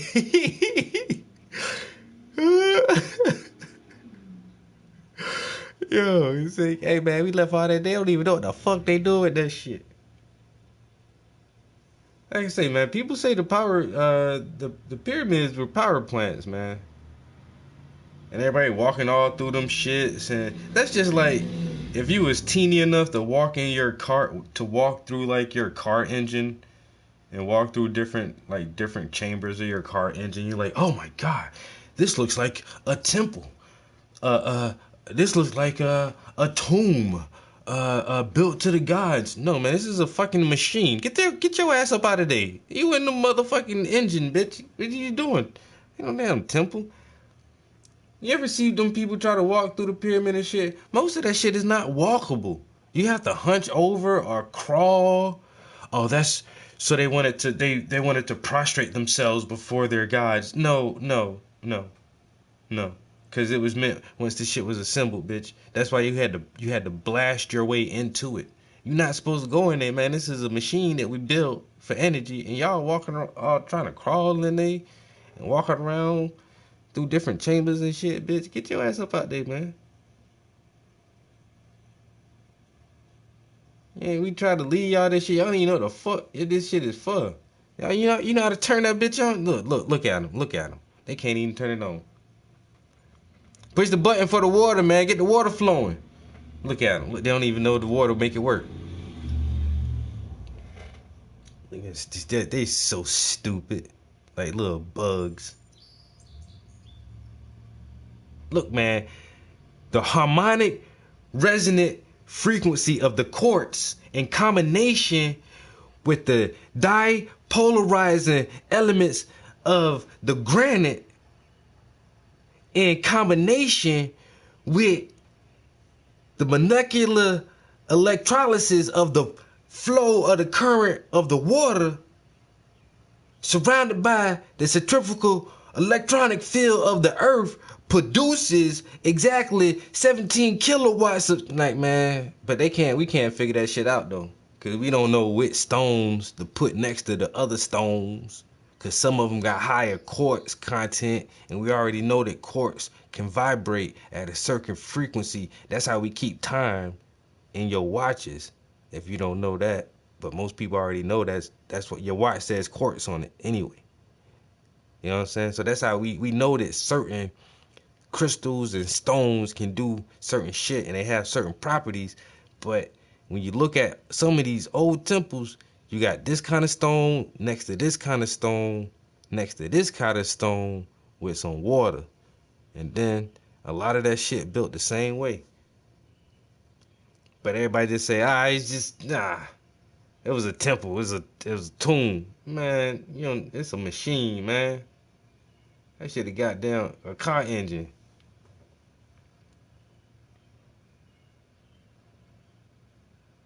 That's basic. It's just, y'all don't know what rocks to put next to each other, bro. Look, when you get the pink rock, you see the pink rock? Because it got the little white flakes in there. Okay, these white flakes are this, and the pink part is this. And then you get your gray rock, and you put them next to each other, motherfucker, and make magnets, nigga. Y'all, you got like it's two rocks. They'll never figure it out, man. Because they won't use the water part. They think water just water. Nah, man, water is the catalyst. Well, we'll be alright, man. We don't even know how they stack. We don't even know how they stack rocks together. That shit be pissing me off. We've been to the moon. How they stack the pyramids? We're building AI. Ask AI. Yo, AI. How they stack the pyramids?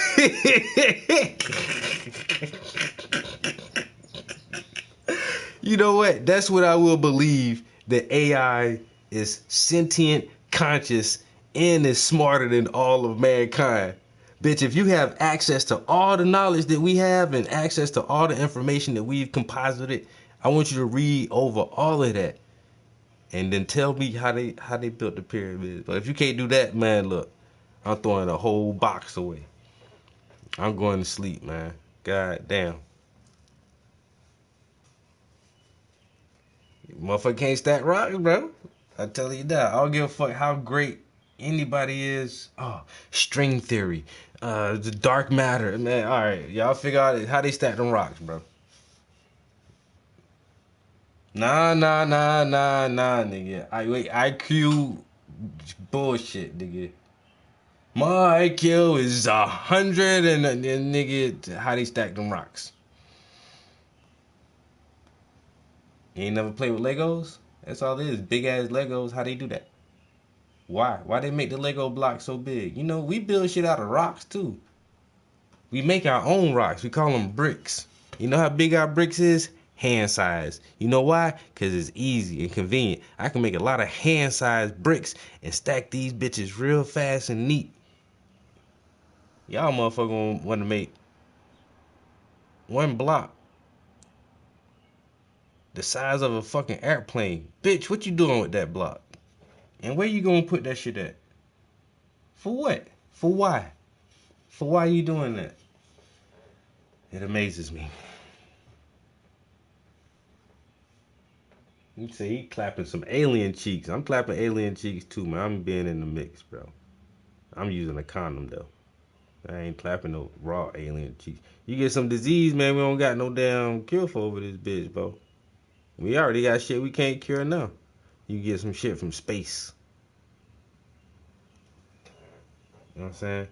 Get some shit from space. That shit don't even kill you. It just make your breath stink all the time. Like your breath just smell like shit all the time. And ain't nothing you can do to cure that shit. You don't even die. You just, all your sweat, you just smell like shit.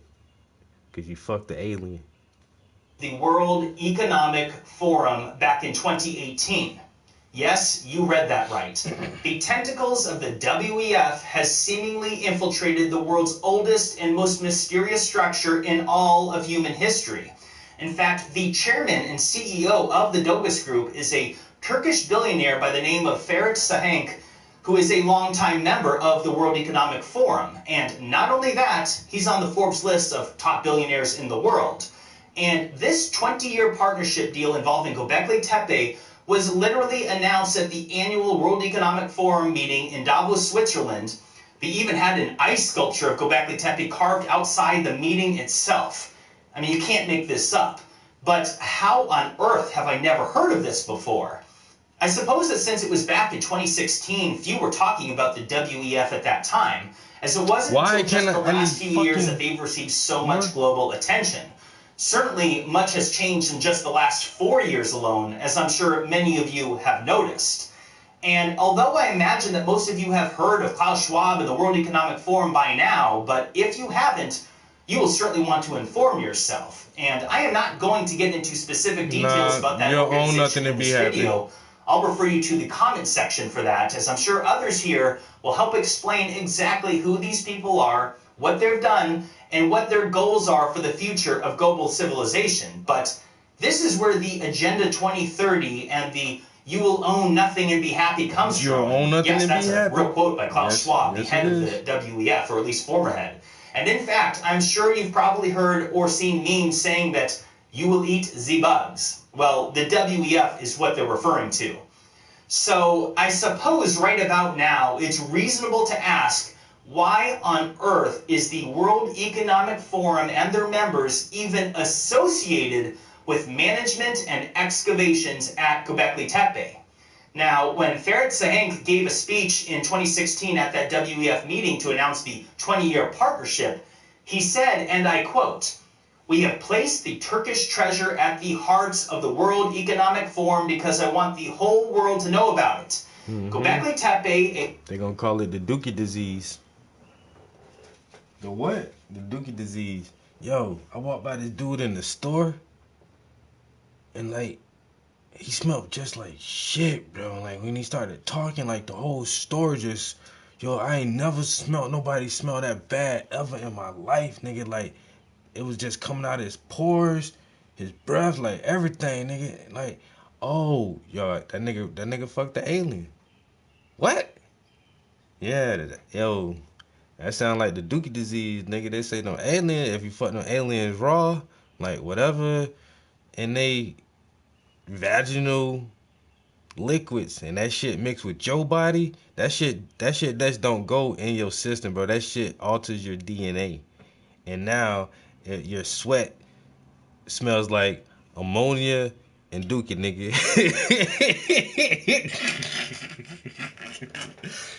But how you can't stop that shit? Nah, nigga, soap, water, nothing. That shit is coming out of your body, nigga. Like, it just changed. It changes. Well, they don't smell like that. Yeah, they don't smell like that. But that's what happened when they shit mixed with your shit. Now you smell like shit, nigga. They call that shit Dookie disease. I gotta start writing some of these things down, man. This some good plot twists for like some little short stories, sci-fi stories, little short stories. You call it barbecue aliens. What? Yeah, man. Barbecue aliens.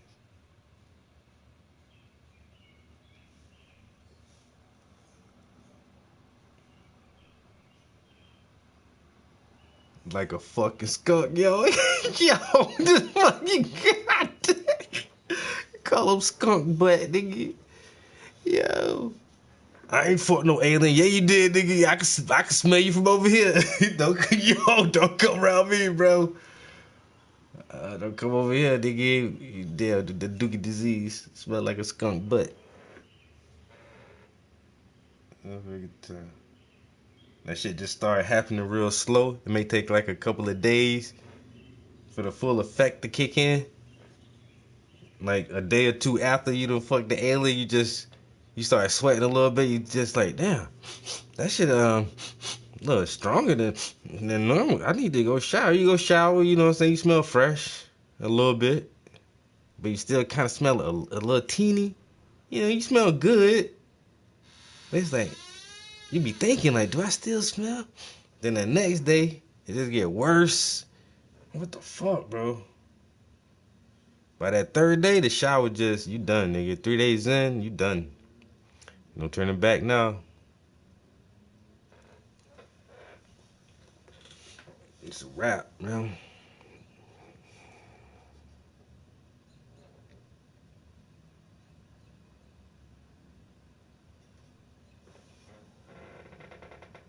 He start looking like the ghoul from Vampire in Brooklyn. Shit just started falling off. Nah, that's the thing, man. Like no, nothing should happen, bro. You don't. Hey, you look the same. Nothing wrong with your health. Ain't nothing different. Really, you just stink, nigga. That's the whole. Now you gotta just walk around your whole life, bro, for the rest of your life. And then the only people that'll really fuck with you is other people who don't fuck their aliens. Cause not all y'all niggas stay together. Even the aliens don't wanna fuck with you.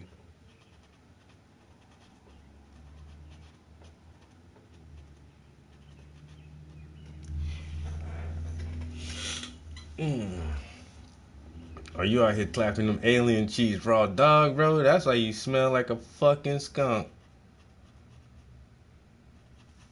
What time is it? 5?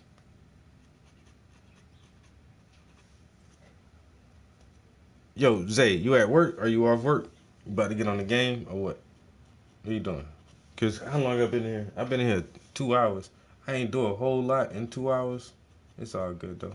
I did a little something. Like I said, I'm pacing myself. That's why I gave myself until at least next weekend to finish this thing. Cause now I'm on like the little finer details.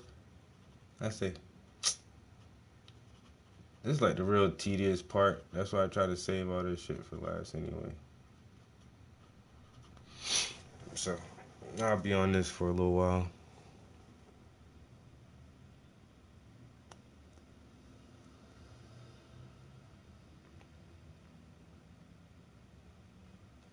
Alright.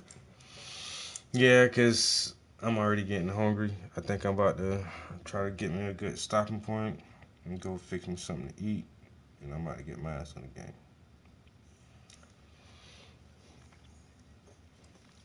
Some people say it boring, man. I do the same shit every day, but this is the life of luxury for me. I can't even lie, bro. Especially if I ain't had to work and I could just paint for a couple hours, play video games for a couple hours, and then paint for a couple hours, and then play video game for a couple hours.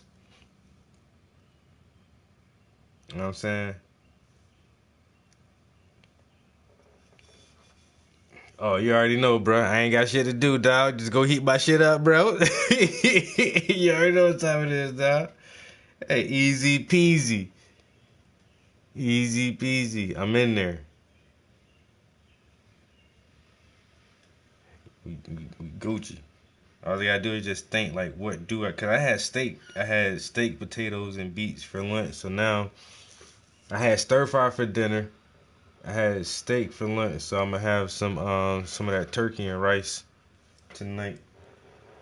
And I can just keep switching it up. Just keep swapping them shits out back and forth so I'm not eating the same thing back to back. Oh, you know what? That stir fry was so damn good. I had that shit for dinner and lunch the next day. That bitch good as shit. I want some now, but I said I'll eat some. I eat some turkey and rice tonight. And I can take stir fry for lunch tomorrow.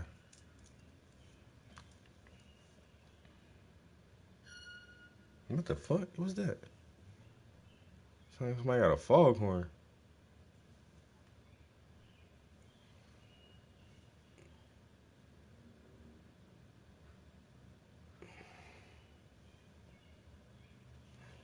All right.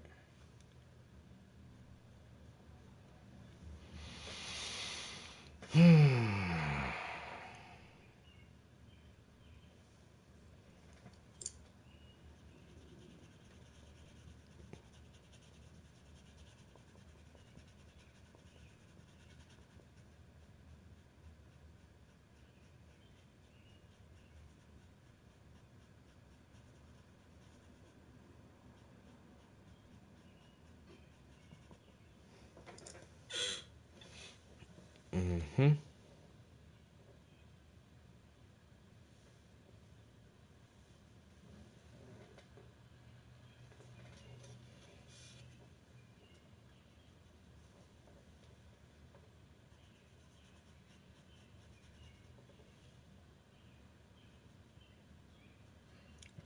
Do rag activities. Bump, bump, bump. Do rag activities. Bump, bump, bump. Do rag activities.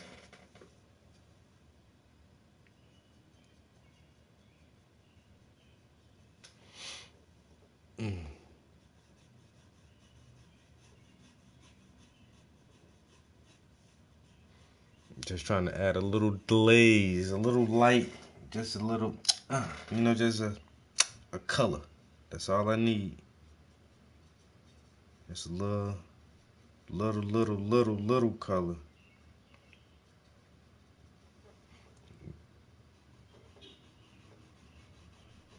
Just kind of bring it out a little bit.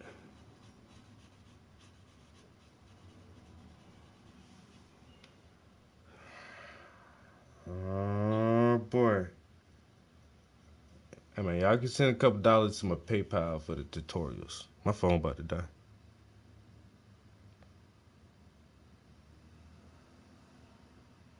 He said that do-rag activity. You know about that shit? Do-rag activity. Do-rag activity. I don't know what took me so long to get on Baby King. Somebody told me about this nigga a while ago. Oh, that's K-Dot cousin. I was like, oh, that's cool. I ain't never listened to none of this shit. Then I listened to his stuff. All right, Baby King. And you know what? I ain't even gonna lie, yo. I'm be honest. I'm be honest right now. Drake is the reason I listen to Baby King. Cause that's how he dissed Kendrick. Cause once again, my homie, he let me listen to one track like a while ago. He was like, yeah, that's K-Dot cuz alright. And then Drake said, your shit only hot when Baby King put his pen to it. I'm like, what? Are you making allegations that Keem is writing Drake's rhymes? Let me listen to this nigga shit then. I got on Baby Keem. I'm like, okay. Do rag activity. I am Boo Man. I am Boo Man. I told you that I am a barbarian. Yo, Keem be going hard on some of this shit, yo. I don't see that he would have the ability to write for K-Dot though. Nah, I'm good. I don't see he can write for K-Dot.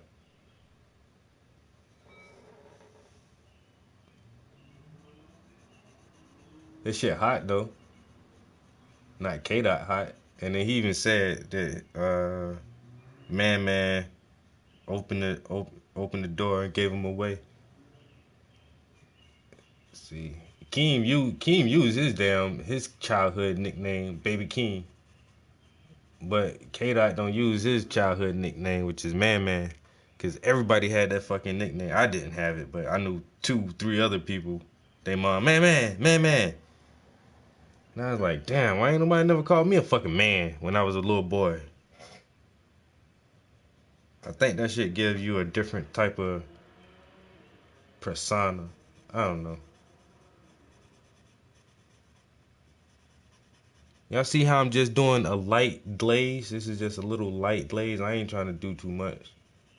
You know what I'm saying? This is what I was talking about, just adding a little glaze to it to pull out some of that tone in some other areas like that. And then I'm gonna just get like a fat little feather. Don't try this at home. I'm a professional. I've been doing this for a long time. I will give out advice in art. And my main go-to advice is don't fuck it up. And then just like I know it's not sports, but just like in sports, go big or go home, bitch. You know, but first of all, just don't fuck it up, man. You know what I'm saying? Don't. Just don't fuck it up. Alright, am I at the stopping point yet or nah, nigga? Jeez. I think so. I'm good on that for the day. Am I? Cause I keep seeing shit. Am I really good though? Can I blend this in a little bit? Can I feather that in a little more? Can I do a little bit more here just for 1 more second? Then the 1 second turn to a minute, the minute turn to an hour. Then I'm in here all damn night. I gotta take breaks anyway because I overwork some shit. I keep trying to do shit that I know should be left alone. Just like now. Cause as soon as I push it away from me, I can see shit different. I be sitting too close sometimes, man. When you close and when you are far, way different effect, man. Way different effect. Most people don't look at art as closely as I look at it. Art is normally viewed from several feet away. So from several feet away is how I have to like view my shit sometimes to make sure it'll look right to other people. So like when I just pull back just now, that shit look crazy. It look good now though. I told y'all my phone about to die. I gotta steal the power from the iPad. I gotta jump my phone off real quick. Hold up, don't die, bitch. Don't die, bitch. I got the power cord right here. Slow up. There you go. Alright, you alright? You okay? You alright? You got power in the phone. Alright, what I need to do now is clean up my brushes and that's a wrap. Clean these brushes up. We're gonna get up out of here, man. Go get some food, go play some games, wind it down for the evening. The time is now 5:20. You know what I'm saying? I missed 4:20 by exactly 1 hour, but we'll catch it on the back end. I ain't just gonna let it slide for all evening like that. I'm gonna catch one of these 20s somewhere. 4:20, 5:20, 6:20, something. Something gonna shake.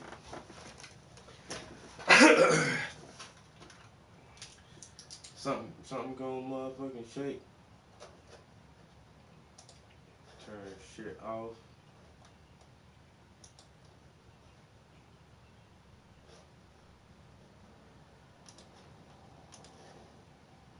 Alright. Oh, power down. I'm pushing the wrong thing. That's why. Alright, shut down. I was online about 4 this morning and got a notification you were streaming.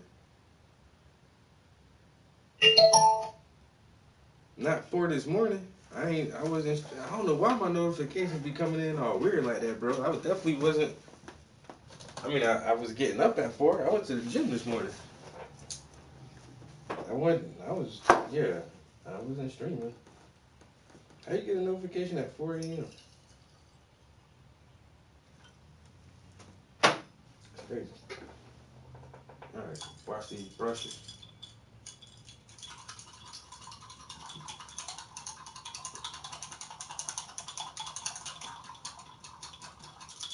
Nah, you already know, like, I stream early in the morning on Saturday and Sunday, but during the week?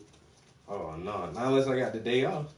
Now, if I'm off on the weekday, you'll catch me in here, it's like you say, goddamn 5, 6 o'clock in the morning on a Tuesday. Oh, this nigga ain't got work today. Nope. If I ain't got to go to work, I got to come up here. It's like I got to. Especially if I'm in the house. Now, if I'm on vacation and I'm away from the house somewhere, hey, I can't paint. Sometimes I'll bring the paint with me. But if I'm home on a day off, I don't care what day it is. This is how I got to start my day. First thing I do in the morning. He said, yeah, I knew something was off. Nah, if I got to work, I can't come to the studio. Because that shit would throw my whole... If I try to paint in the morning before I go to work, which I do have enough time, that's why I just use the morning to go to the gym and work out. But that's like I give myself like almost 2 hours in the morning to get ready for work. So I could come up here technically if I got up at 4 o'clock and came up in here. But if I do that, I don't want to go to work after that, bro. If I start my day out in the studio, it's a wrap, dude. It's a wrap. Cause I gotta meditate while I'm in here. If I'm in here meditating first thing in the morning, and that's how I start my day off in my favorite place in the world. And then I gotta leave this bitch to get in the car and drive. I'm not working that day. I can't start my day out like this and then go fuck with other people and do what other people want me to do. That's why I'd rather end my day like this. And this is the best way I can end my day, is coming into my safe place and zoning out and chilling with the fucking homies for a little while. If I did this in the morning and y'all in here chilling, you think I'm gonna leave this bitch? It's just alright guys, I gotta go to work, man. Fuck that shit. I would not.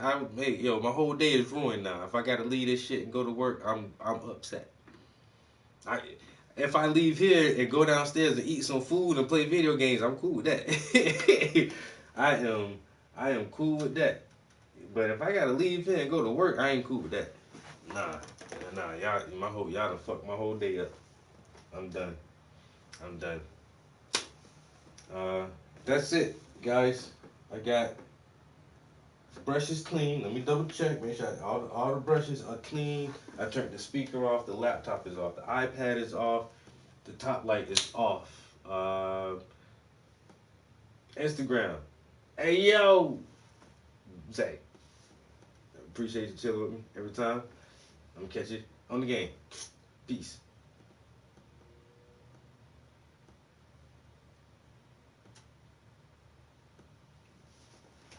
And to the homies, you know what I'm saying? My brothers from different mothers. Thank you for hanging out with me this afternoon, man. We made a little teeny smidget of progress. But we'll try to do better tomorrow. I might stream some games, man. If y'all chat with me in there, I'll see you downstairs, and if not, I'll catch you next time. Peace.